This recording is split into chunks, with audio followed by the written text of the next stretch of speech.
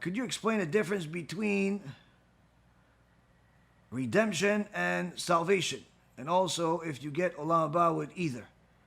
Well, the redemption and salvation can be used synonymously to a certain extent. It's when the Mashiach comes, those that are righteous will be redeemed, meaning they'll be able to see the enemies destroyed, and they'll be able to see the blessings being given.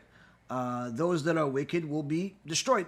In fact, 40 years later, there's the resurrection of the dead, where both the righteous and the wicked will be resurrected. The righteous will be rewarded, and the wicked will be punished. And part of their punishment is that they'll be resurrected to see the reward of the righteous and then destroyed again.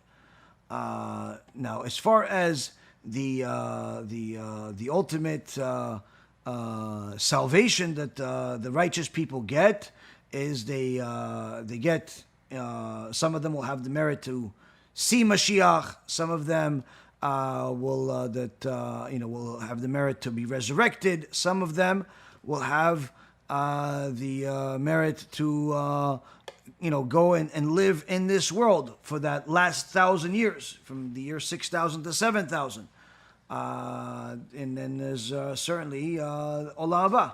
As far as if one gets this, does one get that? Not necessarily. Some will get one, well, not the other. So it depends. It's a case-by-case basis, but too extensive for today to go into.